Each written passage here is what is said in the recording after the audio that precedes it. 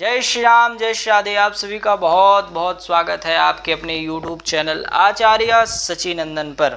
चलिए हम बात करने वाले हैं आज चंद्रमा, जो नवग्रहों में बहुत हमारे जीवन में प्रभाव करने वाले ग्रह हैं चंद्रमा। इनके हम द्वादश भावों का फल जानेंगे कि अगर लग्न में बैठे हैं तो क्या फल देंगे, द्वितीय में बैठे हैं तो क्या फल देंगे, अगर ऐसे ही तृतीय, चतुर्थ, पंचम, षष्टम, सप्तम, अष्टम, नवम, दसम, एकादश, द्वादश इन सभी ग्रहों में बैठे हैं तो क्या फल देंगे आपके जीवन में। चलिए जानते हैं। वीडियो को प्रारंभ करने से पहले आप सभी लोग चैनल को लाइक सब्सक्राइब कर लीजिए अगर नए हैं तो। चलिए प्रारंभ करते हैं। अगर लग्न में चंद्रमा बैठे हैं तो ऐसे व्यक्ति धनी, सुंदर स्वरूप तथा आनंद पूर्वक रहने वाले होते हैं। लेकिन अगर मेष राशि, क्योंकि सभी व्यक्ति की कुंडली में राशि तो लग्न तो अलग अलग होती है, एक तो होती नहीं कि सबकी एक होती है। तो अगर आपकी मेष राशि, मेष लग्न है और मेष लग्न में चंद्रमा आपके बैठे हुए हैं तो ऐसे व्यक्ति निर्धन, कुरूप और रोगी भी हो सकते हैं। चलिए, द्वितीय भाव में चंद्रमा अगर आपकी कुंडली में है तो ऐसे व्यक्ति जीवन धन धान्य से इनका भरा ही रहता है। जीवन सरकारी नौकरी से परिपूर्ण होते हैं। स्त्रियों के साथ आनंद पूर्वक रमण करने वाले होते हैं, यानी रहने वाले होते हैं। कुटुंब के लोगों के प्रति अत्यंत स्नेह होता है, अपने घर परिवार से अत्यंत स्नेह करते हैं।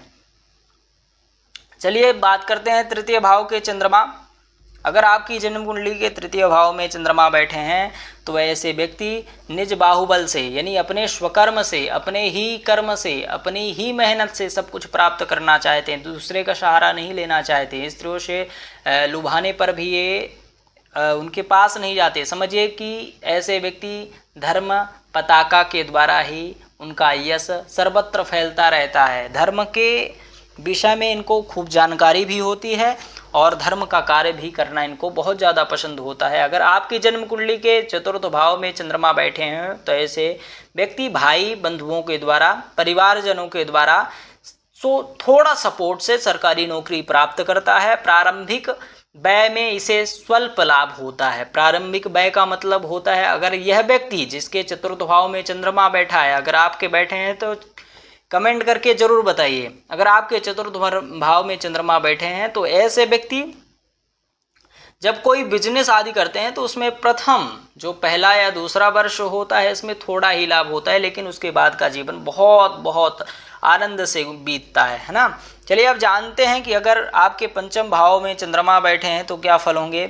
ऐसे लोग रत्न, हीरा, जवाहरात का लाभ तथा भूमि का सुख पाता है। ऐसा व्यक्ति ब्याज का कारोबार करता है, व्यापार से धन खूब कराता है और व्यापार से धन खूब कमाता है। अगर आपके छठवें घर में, षष्ठम घर में चंद्रमा बैठे हैं तो ऐसे व्यक्ति संघर्ष करने के बाद सफलता प्राप्त करते हैं। किसी किसी को ऐसे होता है कि उनको संघर्ष थोड़ा करना पड़ता है और सफलता बहुत जल्दी मिल जाती है, लेकिन ऐसे लोग, इनको संघर्ष खूब ज़्यादा करना पड़ता है तब इनको सफलता प्राप्त होती है और उसके समक्ष शत्रु निस्तेज हो जाते हैं। निस्तेज का मतलब होता है ऐसे लोग बहुत डरावने भी होते हैं। डरावने का मतलब खूंखार। खूंखार ऐसे लोगों से व्यक्ति डरते हैं, है ना। अगर आपकी कुंडली में छठवें घर में चंद्रमा बैठे हैं तो कमेंट करना ना भूलें, कमेंट करिए जल्दी से। वह व्यक्ति माता पिता से विशेष स्नेह करता है, प्रेम करता है, माता पिता की ही बातों को मानता है और उन्हीं की बातों को मानकर आगे कार्य करता है। अगर आपके सप्तम घर में चंद्रमा बैठे हैं तो ऐसे व्यक्ति स्त्रियों का सुख प्राप्त करता है और धन धान्य से इसका जीवन परिपूर्ण रहता है। कृष्ण पक्ष में स्त्रियों से अधिक स्नेह होता है इसे, क्योंकि चंद्रमा बैठे हैं सप्तम घर में, विवाह के घर में, तो कृष्ण पक्ष में इसे ज़्यादा स्नेह होता है। वह मिष्ठान्न प्रेमी। मिष्ठान्न प्रेमी का मतलब होता है ऐसे लोग मीठा बहुत ज़्यादा पसंद करते हैं, मीठा खाना बहुत ज़्यादा पसंद करते हैं। आपकी कुंडली में सप्तम भाव में अगर चंद्रमा बैठे हैं तो कमेंट करके बताइए। अगर आपकी जन्म कुंडली में अष्टम भाव में चंद्रमा बैठे हैं तो ऐसे व्यक्ति, उसके घर में वैद्यों की भीड़ लगी रहती है, यानी ऐसा व्यक्ति बहुत ज़्यादा बीमार ही रहता है। कभी कोई रोग, कभी कोई रोग, कभी कोई रोग। अगर आपकी जन्म कुंडली में अष्टम भाव में चंद्रमा है तो कमेंट करके बताइए, इसका उपाय अवश्य कराना चाहिए। अगर अष्टम भाव में चंद्रमा बैठ गया तो व्यक्ति के जीवन में बहुत ज़्यादा उथल पुथल लाता है और सदा मूंग आदि का काढ़ा पकता रहता है उसके घर में, क्योंकि उसका स्वास्थ्य खराब रहता है और ऐसे कोई चीज़ें खा नहीं सकता जो टाइट हों। इनको कोमल आदि वस्तुएं ही दी जाती हैं, फल आदि दिया जाता है और कठिन रोगों तथा शत्रुओं का भय भी रहता है। इनको बुरे बुरे सपने आते हैं, शत्रुओं से डर तो रहता ही है। अष्टम भाव का चंद्रमा सदा कष्टकारी होता है, सदा क्लेश ही देता है। अगर आपके नवम भाव में चंद्रमा है तो ऐसे व्यक्ति बंदीजनों तथा प्रजा से प्रशंसित होता है, बहुत ज़्यादा प्रशंसा पाता है और युवावस्था से ही भाग्यशाली, शारीरिक सुख से संपन्न तथा साहसी होता है। चंद्रमा की भांति उसका साहस घटता बढ़ता रहता है। अगर आपके दसम भाव में चंद्रमा बैठे हैं, आप सभी ध्यान से सुनिए, अगर आपके किसी भी भाव में चंद्रमा बैठे हैं तो कमेंट करके बताइए, है ना। उसका फल भी आप नोट करके रखिए कि हमारे जीवन में चंद्र का ऐसा फल होगा।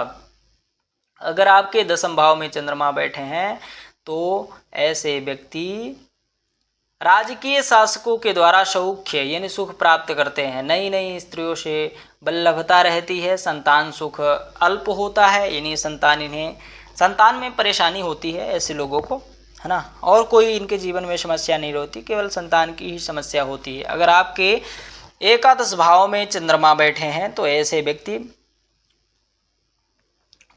व्यक्ति पद तथा वस्त्रादि प्राप्त करता है। उससे अंतःपुर में लक्ष्मी तथा स्त्रियों का वास रहता है और उसके कार्य नष्ट होते होते रुक जाते हैं। इन्हें कहीं कहीं सफलता भी नहीं प्राप्त होती, तो ये शोकाकुल होते हैं और कन्या संतति की अधिकता बहुत ज़्यादा होती है। इन्हें पुत्र प्राप्ति बहुत कम होती है। समझिए कि कोई रेयर होंगे, ऐसी स्थिति होती है, कोई रेयर होते हैं कि जिनको पुत्र हो जाता है। लेकिन यहाँ अगर बैठे हैं, एकादश भाव में चंद्रमा बैठे हैं, तो ऐसे लोगों को पुत्री की संख्या ज़्यादा होती है, ऐसे माना जाता है। उसके लिए कार्य नष्ट हो जाते हैं और संतति ज़्यादा होती है पुत्रों की। अब चलिए बात करते हैं द्वादश भाव में अगर चंद्रमा बैठे हैं तो ऐसे व्यक्ति शत्रु से भय तथा नेत्र कष्ट की चिंता बनी रहती है। इनको नेत्र रोग होता है।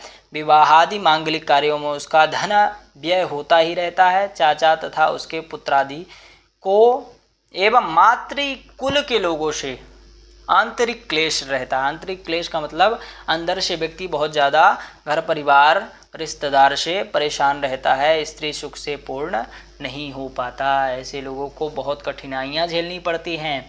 ये आपका हुआ द्वादश भाव का चंद्रमा और अष्टम भाव का चंद्रमा। अगर किसी के कुंडली में है तो कमेंट करके बताओ, ये क्लेशकारी होते हैं। चलिए अब वीडियो को यहीं विश्राम करते हैं। अब आप कमेंट करके बताइए आपके चंद्रमा किस भाव में बैठे हैं। सभी को जय श्री राम, जय श्री राधे।